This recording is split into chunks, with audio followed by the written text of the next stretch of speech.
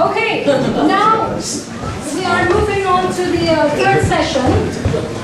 It's also interesting topics, though.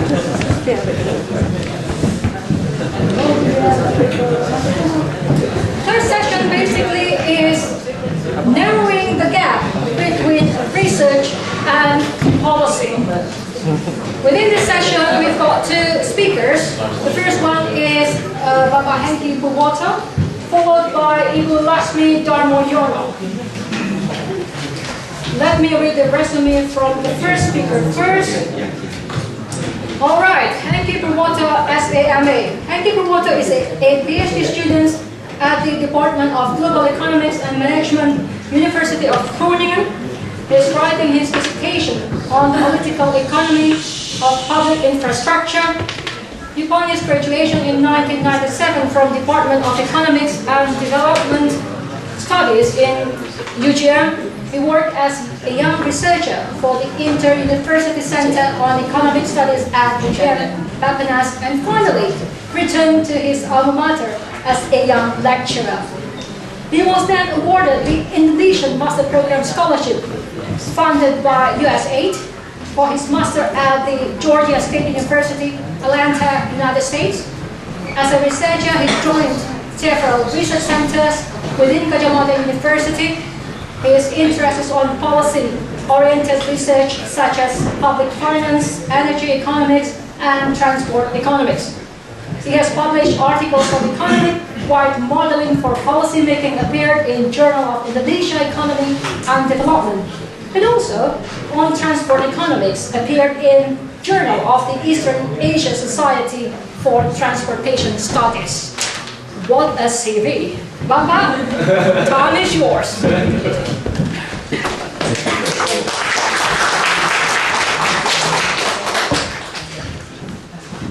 I'm still expecting to have a break or something like that because so many things. We've got water at least. Okay. And take your time. Thank you. Thank you. Excuse me. That's fine. Those. Better now. Okay. My name is Hengki Purwoto. I'm from Kacamata University. The fifth person come here today. I'm so sorry. I only just become a Kacamata University. So thank you for inviting me as one of the center here. And when I was receiving invitations to become a presenter in the topic narrowing the gap between the research and policy is quite take a long time to agree because I have to be pretender, become a minister of technology and science, something like that. Because we know that this topic is quite, what we call it, a long-term challenging, narrowing the gap. The gap is always happen, even in the here in the European, in the USA, and everywhere. So the narrowing the gap is quite a challenging topic, and I'm trying to become, and I said, the Ministry of Science and Technology. But of course not. And me first. Okay, you first. Okay. I'm free. But I do agree with Pak Bambang that don't expect too much, even though I'm still confident to deliver some experience, maybe still beneficial for you, and also to me because I can deliver some experience and maybe can be applied in your case, because when I look at the policy things, and then we very often things that is not really related to the scientific activity in our daily activity in campus, especially when we is working in the academic institutions like in university or research institution also. So, first of all, this presentation is not about something like big picture of how to narrowing the gap between the research and policy. Of course, it's very difficult and challenging topic, but I will focus on something that I have learned and I have faced as I have did before, and because I have some experiences in doing research with research centers within the University of Gajah Mada, and some research, what we call it, it's not research, but something like a society in a specific and particular, what we call it, sectors, like society of transportation society, and in economic society, and energy economic society, and some other society. So what I have done with research, policy-oriented research, is just to make sure that we can guarantee that a university researcher or a lecturer can, what we call it, can what we call it? Company. Okay, company. It's not only a company, but only make sure that the policy agenda and policy formulation by the government is still on the right track. Mengawali. That's right. It's better word. Okay. For example, in the current hot topics in Indonesia about the fuel subsidy, you know that in my experience in 10 years ago, we did some continuing effort by making comparisons.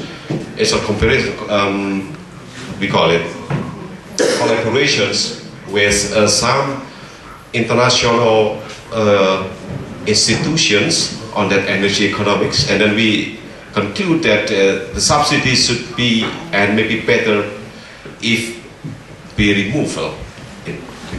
And up to now, the government still in doubt to do so because of the political interest. So it's quite difficult whether the policy formulated by the government is real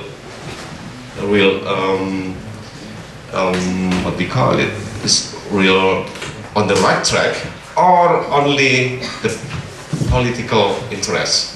It's quite difficult. So I would like to continue my presentations in 4 minutes, because I still have 4 minutes to do so. In what we that is introductions. 6 minutes. And I'm this is the picture that I can show to you about how practice and policy can be linked by the research activity. The two things that we can do in this kind of linking by translations from the practice things, what is happening in the society and what is really needed by the society, and then we do some research and disseminate. As Mr. Desi said, that it's most important to how to disseminate our activities and research, and because research is nothing,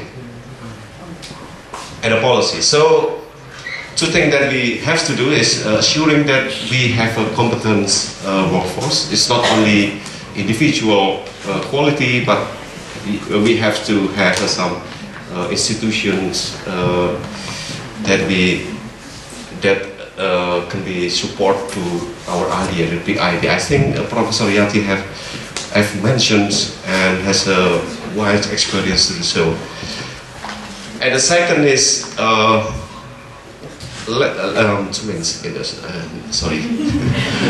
builds capacity to deliver services at the client level. It means that you have to deliver your knowledge to the government or to the client, depend on your client. So still, if you still have to think, but the gap is still exists. The gap about the knowledge transfer. Basically, we sometimes transfer our knowledge just in the wrong way, just send to the, I don't know, in the journal, very scientific journal, and then even though we know that it's very beneficial for the others, but never be read and never be implemented by the government or maybe politician. And also limited collaborations we make, and the lack of relevant knowledge is very dangerous if we have a knowledge but it's not relevant to the human being. And many efforts have been initiated, and almost as many have failed. So many initiation is not really smooth because of some things. Why? Because it's different fundamental characters and cultural characters. I don't go in deep in that. I think it's quite a common knowledge for that. So what are the challenges to be collaboration, have a collaboration with the policymaker? I think you can has answer over that. This is something like homework for you. And what are the opportunities? I think so many opportunities we can create from the collaborations and end up.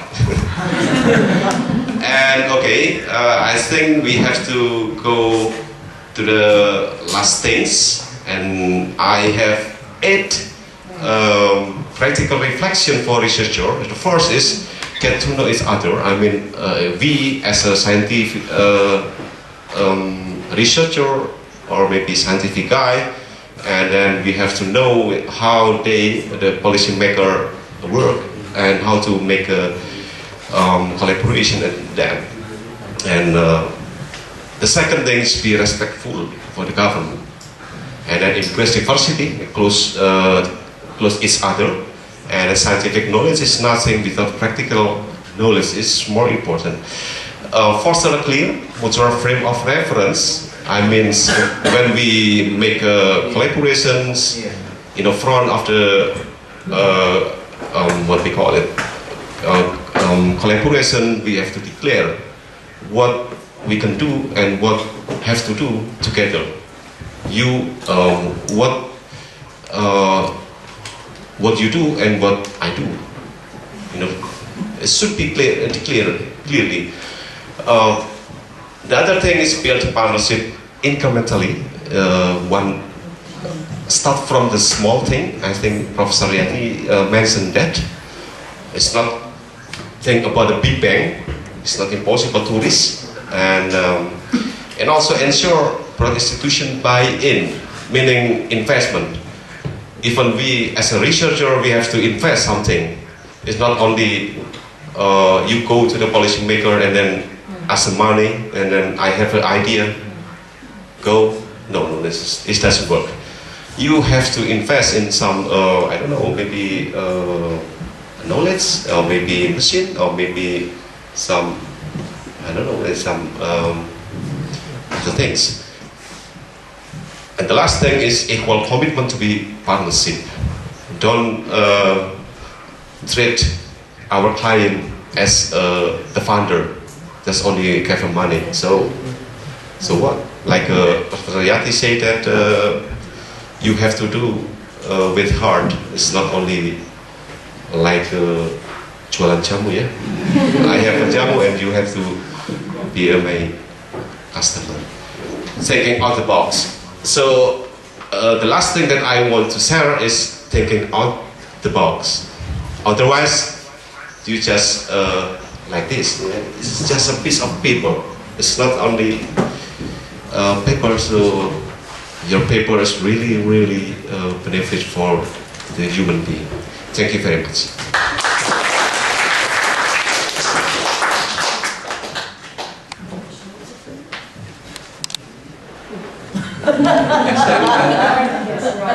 Because my body is not delicious today.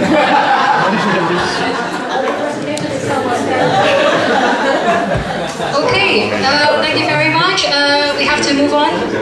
The next speaker is Laksmi Darmoyono. Let me briefly read her resume. Laksmi Darmoyono is a PhD student in the Department of Planning, Faculty of Spatial Science, University of Groningen. She obtained a Bachelor of Architecture and Master in Urban Development from Institute Technology Bandung, ITB.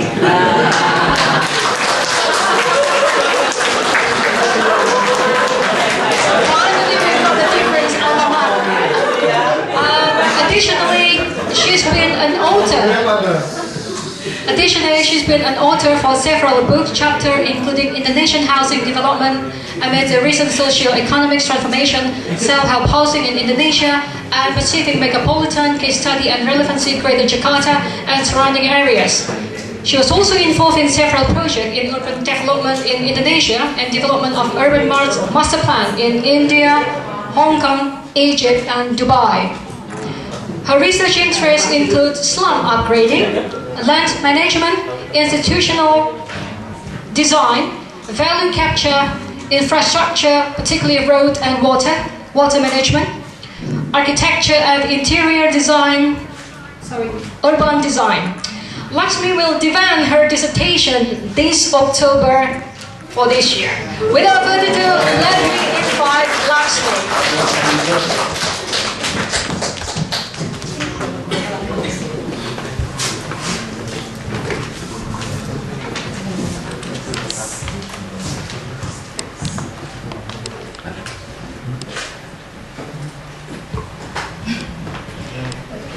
Hopefully the technology will work. Voila, there you go. Thank you very much. Finally, from ITB. Well, today I would like to share experience from my PhD research. So I've been conducted my research for 4 years and almost finished. Hopefully December I will defend my PhD. The title of my research is a value capturing for road development, an institutional design approach for Indonesia. But I'm not going to discuss in detail about value capture and institutional design. Instead, I'm going to just share what happening during my research and how it, by accident, I found how to narrowing the gap between research and policy.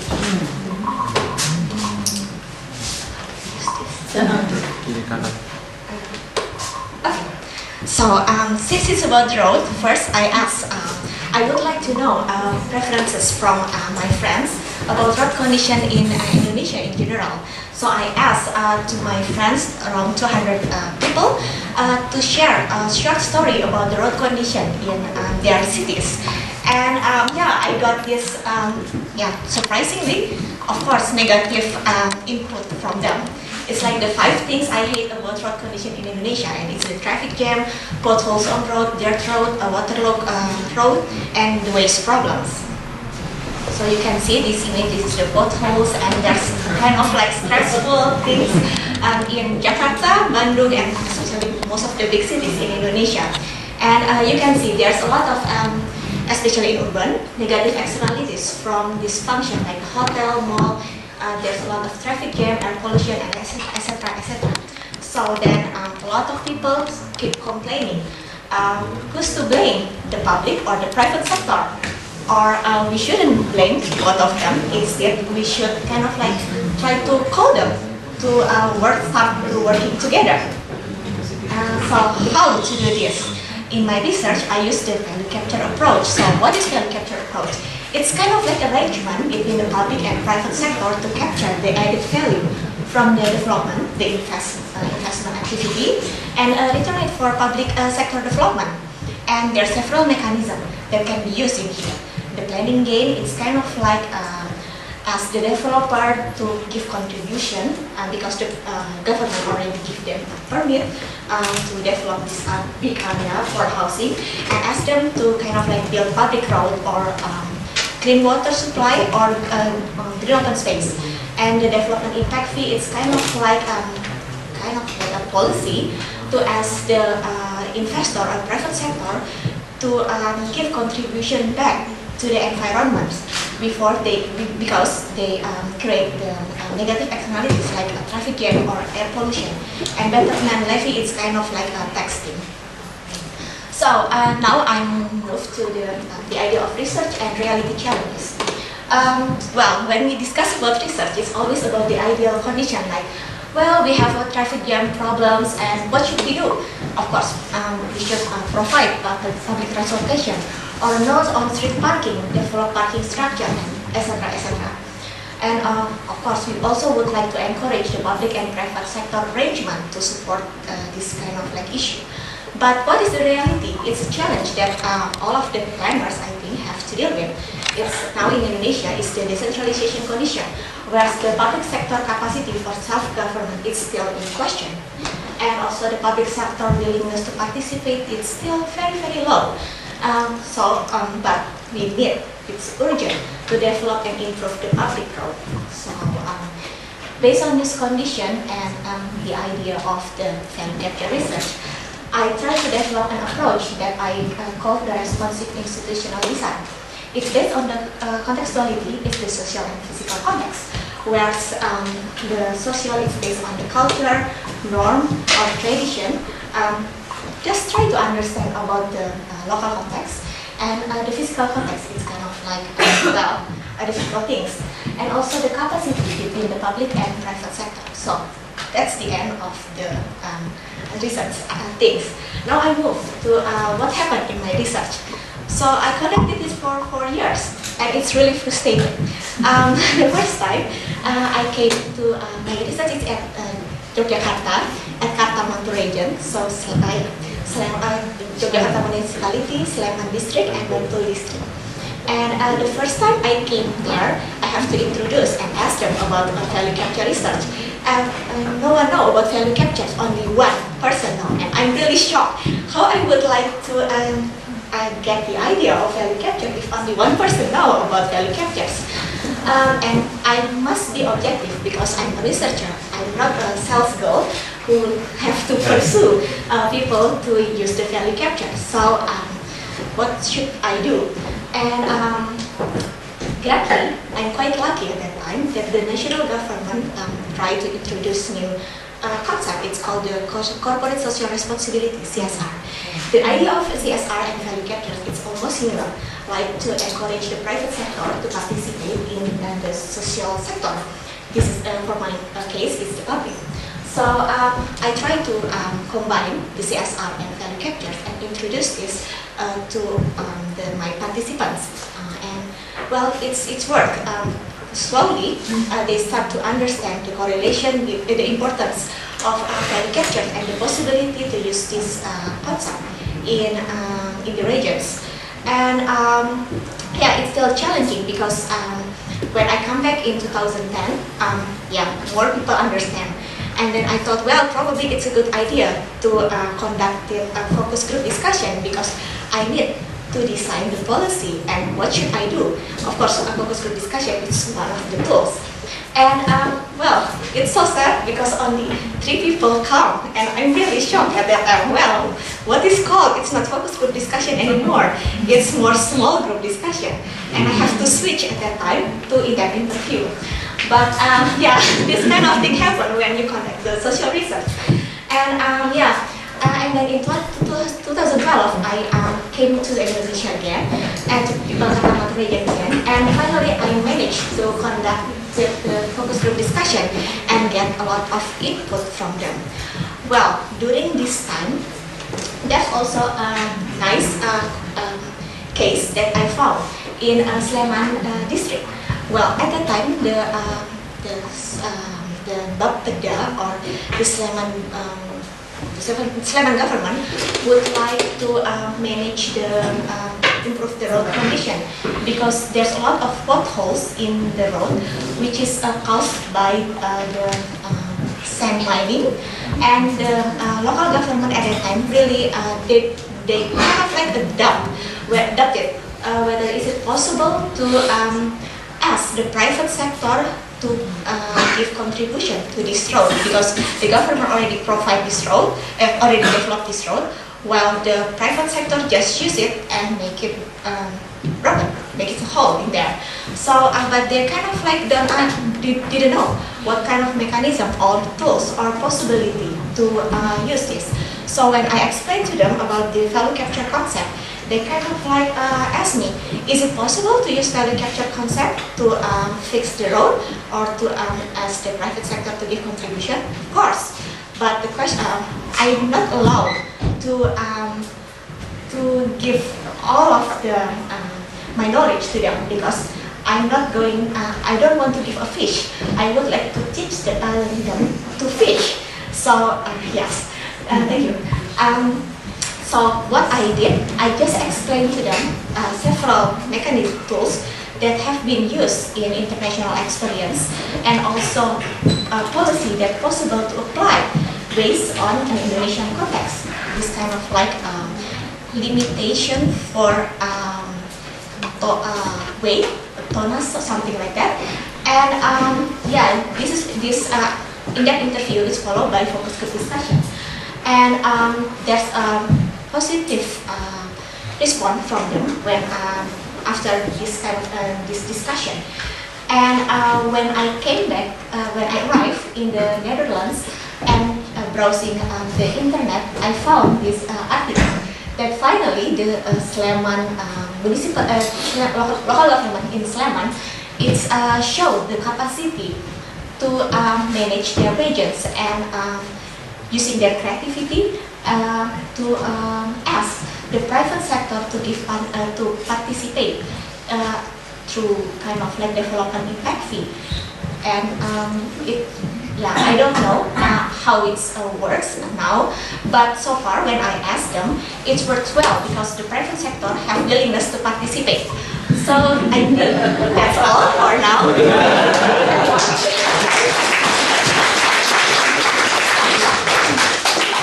Good timing. Okay. Good timing. Right. Okay. We've got two inspiring presentation. Try to narrow the gap between research and policy.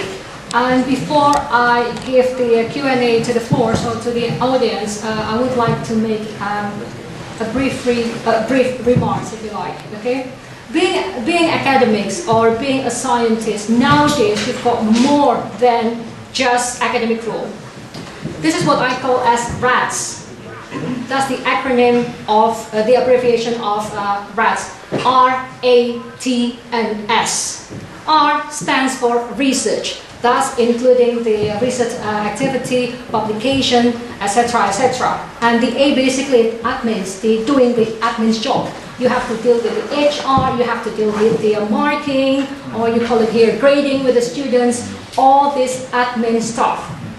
T stands for teaching. This is your teaching job, because if you are a scientist, you're not just able to do a research, but also you have to use that knowledge, and how to use that knowledge is by doing teaching to your students. And that's why there's slightly a fine line between a good researcher and a good lecturer. But I'm not going to dwell on that. And S basically is service, and that's the bottom line, which is linked up very nicely with this session. Service to whom? Service to university, whereby in this case you have to do university in the Netherlands as your alma mater, or back in Indonesia, that's your employer. Service to community, or because I always based at the business school, so we always try to serve the business community. And also policymaker. And when you're talking about policymaker, bear in mind, as a fellow of regional studies associations, we have to think about which level are we going to deal with.